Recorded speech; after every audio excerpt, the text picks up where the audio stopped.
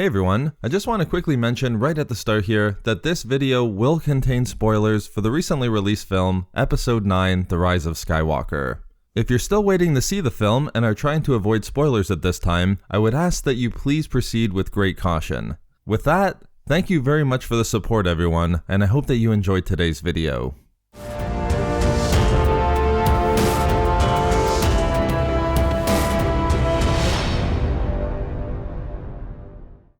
Since the D23 special look teaser released at the end of August earlier this year, one of my favorite points of speculation going into Episode 9 was the origins and connections of the Star Destroyer fleet depicted. It's literally seen for only seconds, but there was so much potential for it to play an important role for Palpatine, his contingency plan to resurrect a new empire, and what was going to happen in the Rise of Skywalker. Now that the film is out, and with the release of the Episode 9 visual dictionary, we now have confirmation about the origins and creation of the Star Destroyer fleet. We'll focus on this lore here, and look at how this fleet came to exist through the efforts of the Sith without the knowledge of the New Republic and the rest of the known galaxy. But to understand the fleet's origins, we have to look at the location of these Star Destroyers and the history of the Sith within Star Wars canon. Those who have seen The Rise of Skywalker will know this fleet was located within the unknown regions, upon the planet of Exegol, affiliated to an organization called the Sith Eternal, and in turn, the fleet itself would be known as the Sith Fleet. The Sith Eternal was comprised of cultists who pledged their loyalty to the Sith, and though they couldn't necessarily use the Force themselves, they worked to restore Sith rule to the galaxy. Therefore, it isn't surprising that they would become followers of the Dark Lord of the Sith, Darth Sidious, by the time of Episode 9. The history of the Sith cultists, specifically how they ended up on Exegol and would come to play a crucial and necessary role in the creation of the Sith Fleet, is fascinating. In canon, before the rule of the Galactic Republic and Jedi Order that preceded Palpatine's Galactic Empire, the galaxy was ruled by the Sith and their Sith Empire. Unfortunately, not much is known yet about the Sith Empire in canon. The Sith Empire might have fallen in the time of Darth Bane, roughly 1,000 years before the era of the films, but it might have even predated the era of Bane and the events of the Jedi-Sith War that exists in canon. I would note that the visual dictionary does provide the 1,000-year reference, so I would lean towards the Bane era being correct. Either way, during this era of the Sith Empire, the Sith were clearly dominant within the galaxy. And to demonstrate this, the Episode 9 visual dictionary describes the emergence of multiple Sith worlds, including Moraban, which was known as Korriban historically, Ziost, Malachor, and Relg, all of which had amazing Sith legacies within legends. With the fall of the Sith Empire, these Sith worlds would become quarantined by the Republic and abandoned by the Sith and their loyalists. Worlds like Moraban and Malachor would become desolate, and with the Republic knowing the Sith legacies of these planets, it made no sense to try to revive them as Sith strongholds. By the era of the Clone War, many of these worlds had their Sith affiliations erased entirely, with many who lived there never knowing the dark side histories of their homeworlds. And yet, despite the ascension of the Republic and Jedi and the fall of the Sith loyalists who still worshipped the Sith and desired their rule remained. Fortunately for them, they had a planet they could retreat to outside of the watchful eyes of the known galaxy. This was the planet of Exegol. Given its location deep within the unknown regions, the Loyalists were shielded from the known galaxy by an impenetrable veil of solar storms, black holes, and gravity wells that made navigating there impossible. Because Exegol had been one of the oldest strongholds of the Sith, the Loyalists knew the way, and it's here where the longtime Loyalists formed the Sith Eternal cult, dedicating themselves to worshipping the Sith and awaiting their return, working in secret in preparation for the fleet that would arise by the time of Episode 9. When the Dark Lord of the Sith, Darth Sidious, would join the Sith Eternal on Exegol, the cultists had their leader they could serve. And more importantly for our video here, Sidious had the resources that could begin to create his massive armada.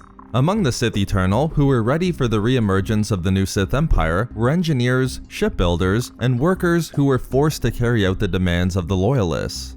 But even this wasn't enough to produce the hundreds of Star Destroyers and thousands of starfighters that would be seen in the Rise of Skywalker. And it's here where Palpatine and his contingency plan emerges as crucial to the creation of the Sith Fleet in Episode 9. As we've discussed many times before, prior to the Clone War and throughout the era of the Empire, Palpatine committed himself to the contingency, the Sith Lord's long-term plan should his empire be threatened before he unlocked the full secrets of the dark side. Among many other components, the contingency was focused on allowing Palpatine to find a way through the unknown regions. While he knew there were dark side secrets located there, the unknown regions also represented what Palpatine called the unexplored infinity, a location where he could rebuild a stronger empire. As part of this rebuilding effort, as the ancient computational devices within the observatory upon the planet of Jakku and Imperial scouts mapped out a path through the unknown regions, Palpatine had shipyards, laboratories, and storehouses built within these hidden locations, known only to a select few.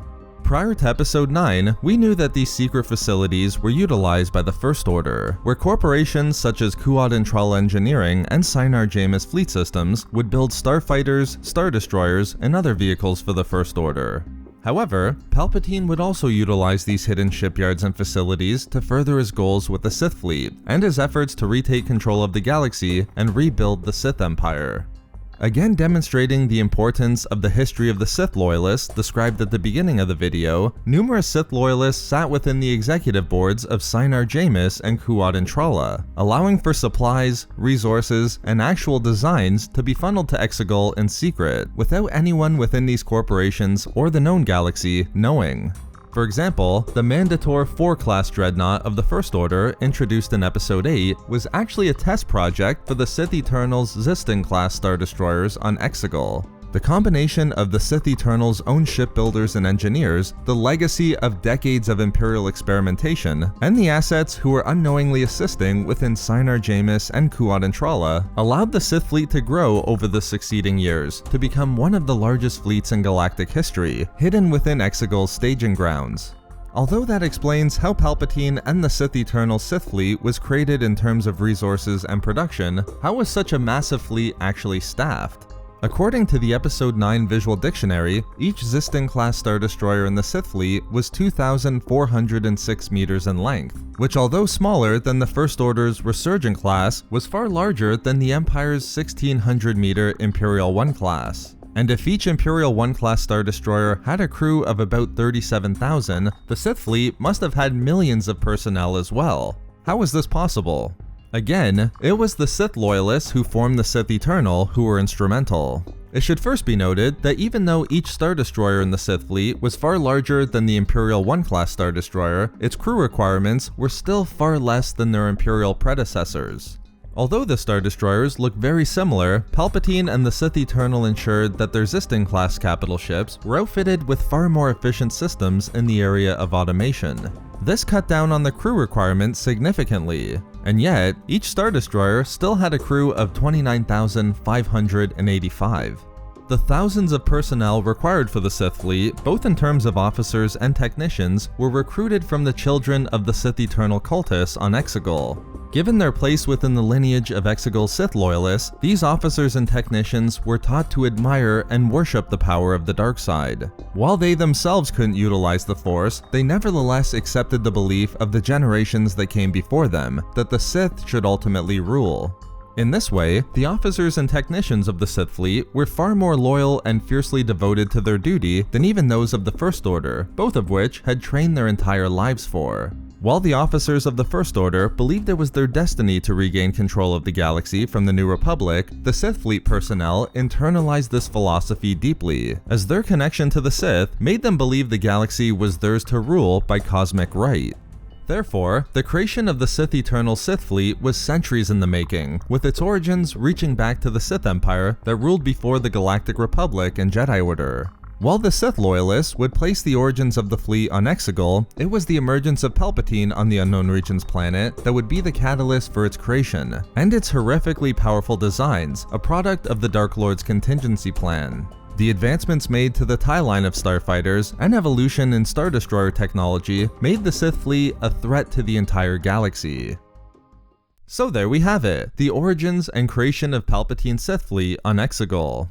Thank you very much to all of the Patreon members of Star Wars Reading Club, as your support is so greatly appreciated. You can find all of our social media links and a link to our Star Wars gaming channel in the description below for updates and even more Star Wars content. We love making these videos, so why not subscribe for more fun Star Wars theories and discussions. Also, if you enjoyed the video, think about giving a like or leaving a comment. If not for me... For the Navigational Tower Achilles heel.